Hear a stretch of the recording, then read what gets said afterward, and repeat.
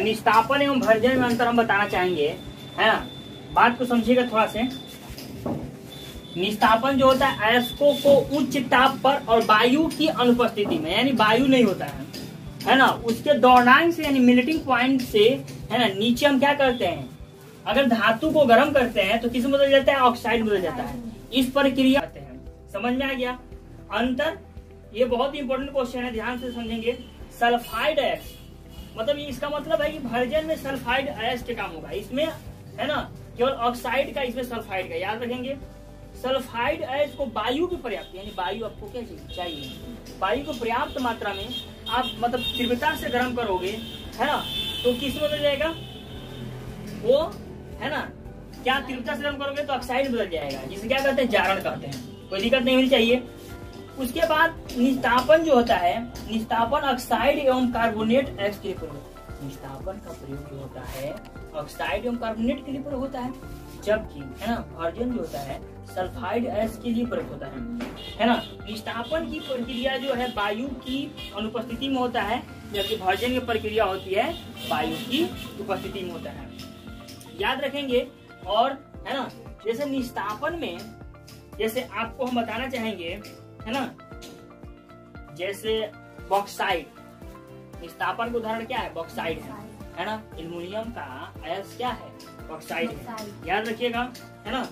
उसके बाद चलते हैं जैसे कैल्शियम कार्बोनेट।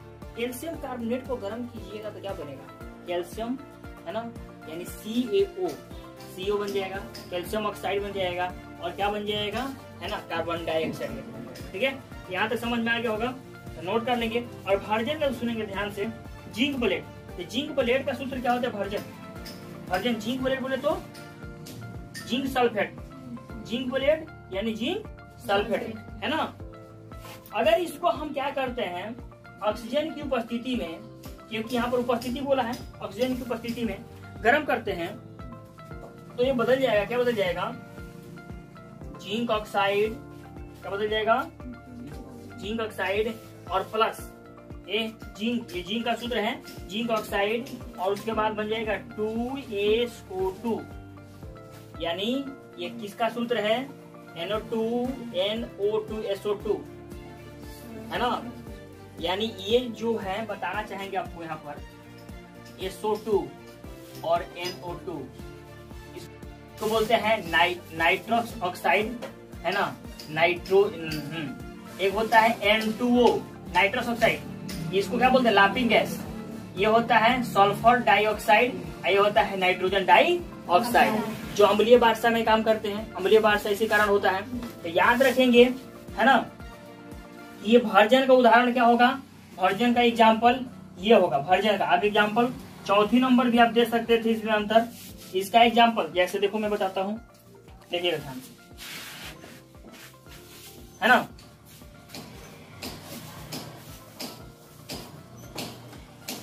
देखिएगा यहाँ पे आप इसको नोट कर लिए होंगे, चौथी नंबर, देखिए ध्यान से।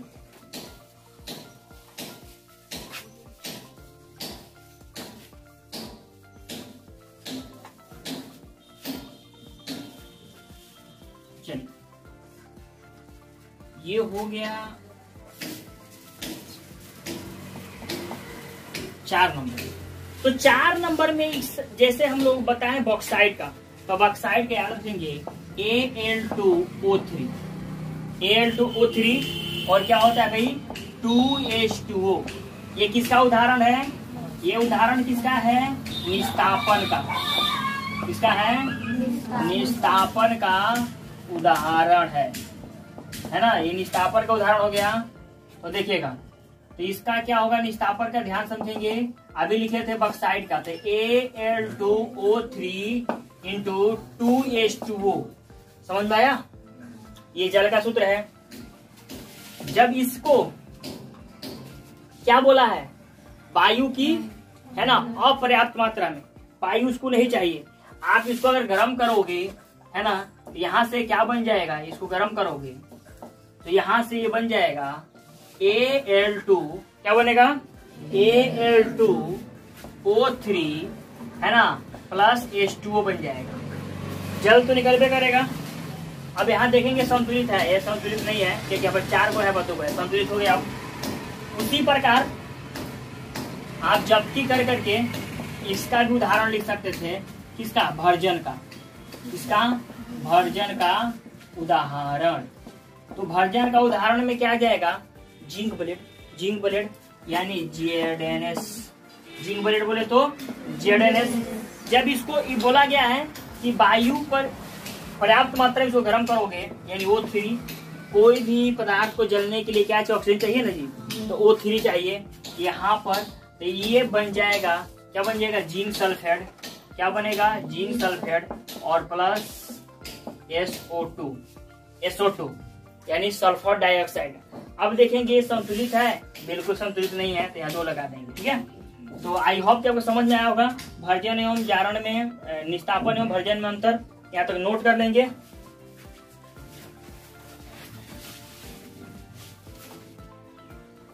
देखिएगा ध्यान से, धातु प्रगलन किसे कहते हैं, तो धातु के ऑक्साइड को धातु में बदलने की प्रक्रिया क्या कहते हैं, प्रगलन कहते हैं, है ना। फॉर एग्जाम्पल ध्यान समझिएगा, फेरिक ऑक्साइड या फेरस ऑक्साइड, जैसे में फेरिक ऑक्साइड। अब फेरिक ऑक्साइड का सूत्र कोई बताएगा तो जल्दी से भाई कमेंट बॉक्स में बताओ, Fe2O3, है ना, Fe2O3। तो ये फेरिक ऑक्साइड है। जब आप उसको क्या करोगे, कार्बन से क्रिया करोगे, किससे करोगे, कार्बन से, तो क्या बन जाएगा, लोहा अलग हो जाएगा और कार्बन मोनोऑक्साइड गैस अलग हो जाएगा, यानी Fe अलग और वो CO अलग। CO बोले तो, है ना, कार्बन मोनोऑक्साइड गैस। अब यहाँ देखेंगे संतुलित है नहीं है, तो संतुलित कर देंगे, है ना। यहाँ पर ध्यान से देखेंगे, यहाँ 3 वो कार्बन है ना, तो इसको 3 कार्बन दे देते हैं। चलो भाई ले लो तुम, ऑक्सीजन 3 को पूरा हो गया। यहाँ पर क्या चाहिए, 2, ये हो गया, समझ में आया, फेरिक ऑक्साइड हो गया। देखिए ध्यान से, इसी विधि द्वारा हम लोग लेड बोले तो शीशा, है ना, लिखेगा इसी में, इसी विधि द्वारा लेड का क्या होता है, पीबी कमा, है ना, जस्ता का जेडन, है ना, कमा, है ना, 3 का क्या होता है, SN, 3 का SN, है समझ में ना, आदि धातुओं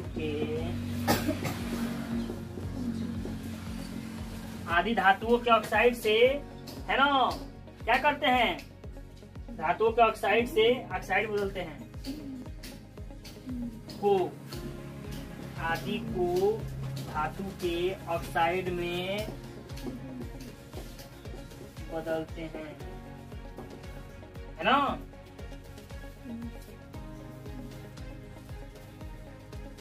जैसे आपको दे देगा जिंक ऑक्साइड। अब जिंक ऑक्साइड को तुम्हें बदलना है किसमें, जिंक को अलग करना है, ऑक्सीजन को अलग करना है, तो क्या करोगे दोस्त, यहाँ हो जाएगा जिंक अलग हो जाएगा, है ना। इसके साथ क्या करोगे, कार्बन से अभिक्रिया करोगे तो जिंक अलग हो जाएगा और क्या निकल जाएगा, CO। CO कौन सी गैस है, कार्बन मोनोऑक्साइड गैस है ना। जैसे आपको मैंने दे दिया PB, लेड ऑक्साइड, है ना, ये क्या है, ये ऑक्साइड के रूप में प्राप्त हो रहा है भाई, इसे धातु मुझे चाहिए, तो क्या करोगे, कार्बन से क्रिया करोगे, क्या करोगे दोस्त, कार्बन से क्रिया, तो PB अलग हो जाएगा, है ना, और CO अलग हो जाएगा। PV बोले तो लेड। यहां तक नोट कर लेंगे।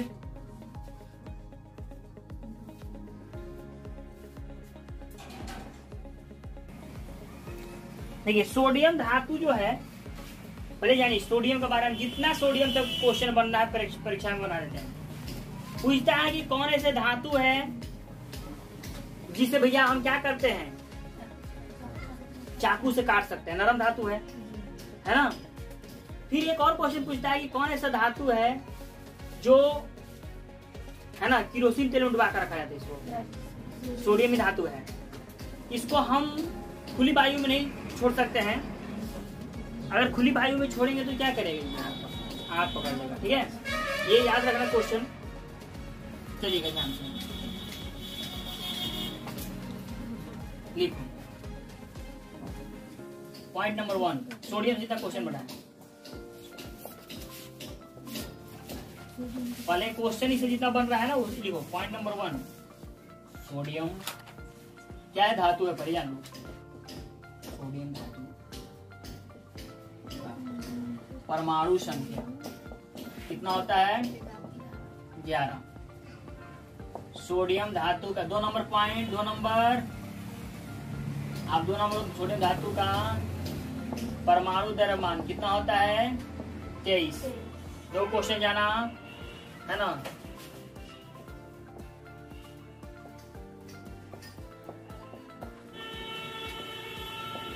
सोडियम धातु को चाकू से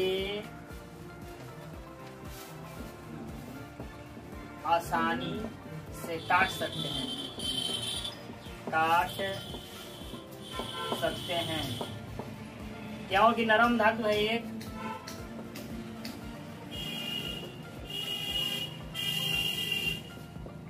Na को, Na बोले तो सोडियम, Na को केरोसिन तेल में डुबाकर रखते हैं।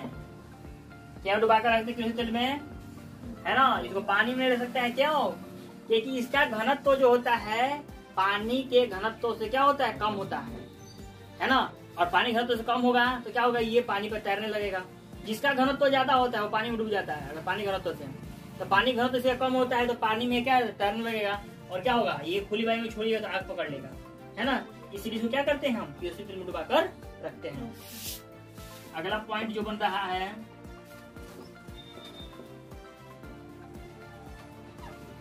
सोडियम का अणु सूत्र, सोडियम का रासायनिक या अणु सूत्र या रासायनिक सूत्र क्या होता है, Na होता है। ठीक है, ये बात जान के सोडियम धातु से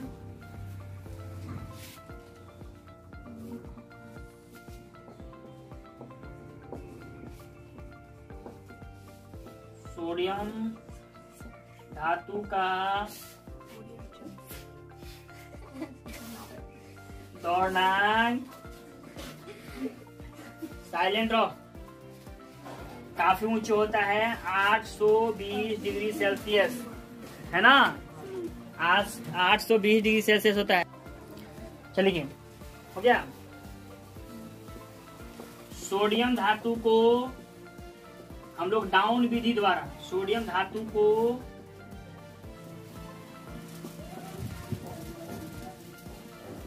डाउन विधि, कौन विधि, डाउन विधि द्वारा प्राप्त किया जाता है ना। अब चलते हैं डाउन विधि क्या है, सोडियम को हम लोग कैसे प्राप्त करते हैं, इस पे चलते हैं। क्वेश्चन मेरा बन रहा है इस सोडियम, है ना। डाउन विधि क्या है,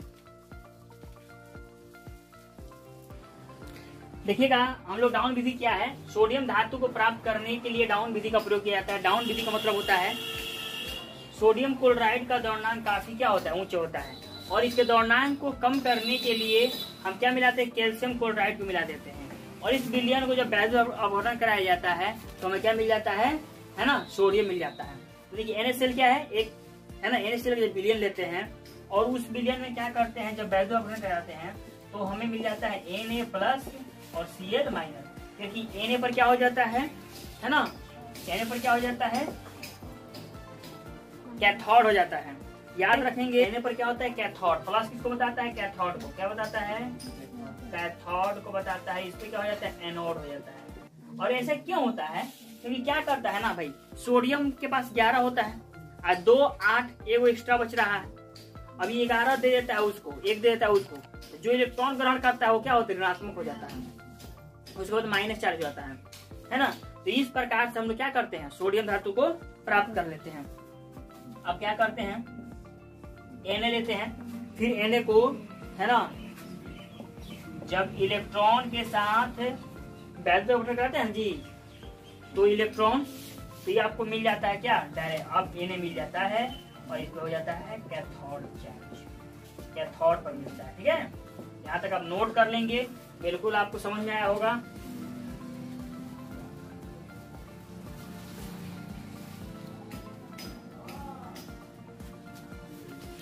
देखिए जस्ता का पहले हम लोग सूत्र जान लेते हैं। क्या होता है बाबू, जस्ता का सूत्र होता है पॉइंट नंबर 1, जस्ता यानी जिंक, जस्ता का सूत्र। तो जस्ता का सूत्र क्या होता है, Zn, ये तो जान गए। अब इसका जस्ता का परमाणु संख्या कितना होता है, तो परमाणु संख्या जान लेते हैं कितना होता है, यानी 30 होता है ना। तो परमाणु संख्या 30 होता है। चलिए तो आप बताइएगा इसकी परमाणु द्रव्यमान कितना होता है, चलिए बोलिए, है ना। तो परमाणु द्रव्यमान आपका कितना हो जाएगा, परमाणु द्रव्यमान ये हो जाता है 30 दूना 60 और 60 5 65 हो जाएगा। याद रखेंगे तीनों पॉइंट, अच्छा है। अब जब सबसे इम्पोर्टेंट बात आ जाता है जस्ता के अयस्क। किसका अयस्क, जस्ता, जस्ता का अयस्क। पास्ता समझ में आता है, वही जस्ता वही पास्ता, जस्ता का अयस्क। तो जस्ता का अयस्क बाबू 3 गो है, तीनों मतलब जिसे प्राप्त किया जाता है जस्ता, किससे प्राप्त किया जाता है, जिंक ब्लेड से, जिंक ब्लेड, ब्लेड Zn है ना, ZnS, जिंक सल्फेट बोले तो या जिंक ब्लेड बोले तो। दूसरा आपको है ना कैलेमाइन, किससे प्राप्त किया जाता है, कैलेमाइन, कैलेमाइन से प्राप्त किया जाता है ना। कैलेमाइन का सूत्र याद रखेंगे ZnCO3, है बात समझ में। अब उसके बाद तीसरा याद रखेंगे, तीसरा क्या है, जिंकाइड। क्या है बाबू, है ना, जिंकाइड। तो जिंकाइड, और जिंकाइड से याद रखेंगे है ना ZnO, ये किसके अयस्क हैं, है ना, जस्ता का अयस्क है। जिंक ब्लेड, कैलेमाइन, जिंकाइड, याद रखेंगे ZnCO3, ZnO, है ना। नोट कर ले यहां तक।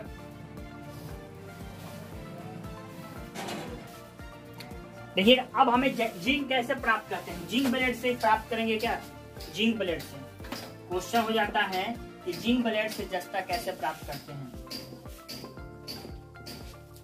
जिंक ब्लेड से जस्ता कैसे प्राप्त करते हैं। देखिए दोस्तों, अब क्या करते हैं ना, जिंक ब्लेड यानी ZnS को कोयले के चूर्ण पर, किसके चूर्ण पर, कोयले के चूर्ण पर, गरम चूर्ण पर क्या करते हैं, है ना, हाँ, गरम करने पर जिंक प्राप्त होता है। और एग्जांपल देख लीजिएगा कैसे प्राप्त होता है। एग्जाम्पल देख लीजिए, जैसे मैं उदाहरण इसका,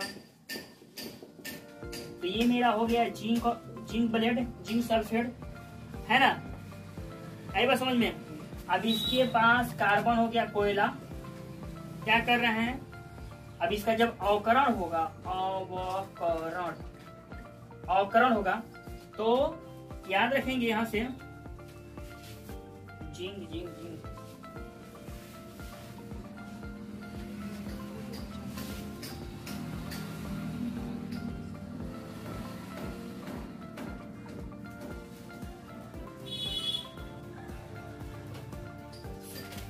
रुको देखिए करेंगे क्या कि जिंक ब्लेड मतलब क्या, आपको जिंक ब्लेड ZnS, जब ZnS को, जिंक ब्लेड को वायु की अनुपस्थिति में, सॉरी वायु की उपस्थिति में उच्च ताप पर गर्म करेंगे तो बन जाएगा जिंक ऑक्साइड, ठीक है। जब ZnS को वायु की उपस्थिति में, जब ZnS को वायु की उपस्थिति में उच्च ताप पर गर्म करते हैं तो जिंक ऑक्साइड क्या प्राप्त होगा, जिंक ऑक्साइड प्राप्त होता है। देखिएगा फॉर एग्जांपल इसका, ठीक है। अब आपके पास ये क्या है, ZnS हो गया प्लस O, देखिएगा 3O है ना, 3O2 जिंक ऑक्साइड और ऑक्सीजन के साथ वायु होगा तो ऑक्सीजन होगा ना जी। जब इसको साथ अब क्रिया करोगे, इसका करोगे भर्जन करोगे, क्या करोगे, भर्जन करोगे, तो भर्जन जब करोगे इसका, है ना, तो क्या प्राप्त होगा, जिंक ऑक्साइड प्लस, है ना, इसके साथ बाहर निकल जाएगा क्या, SO2 बाहर निकल जाएगा। अभी संतुलित कर देते हैं, तो यहाँ 2 रख देते हैं, और है ना यहाँ 2 रख देते हैं, यहाँ 2 रख देते हैं, संतुलित हो गया, ठीक है।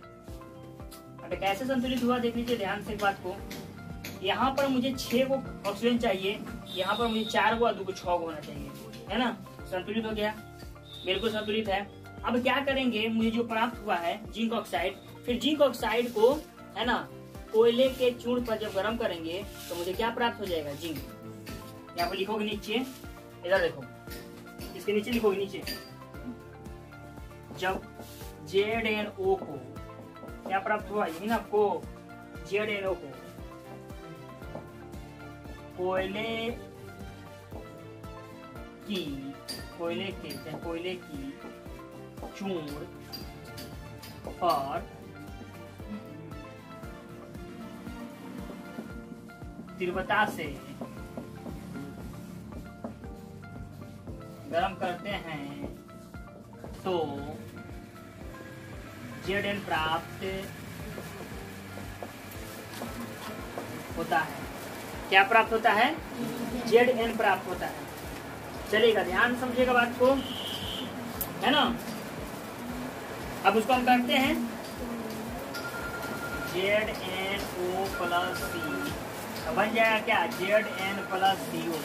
आपको जिंक प्राप्त हो गया, नोट कर लीजिए यहाँ तक।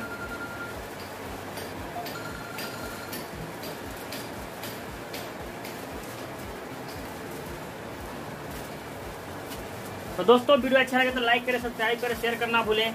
मिलते हैं छोटे से ब्रेक के बाद नेक्स्ट वीडियो में। जय हिंद, जय भारत।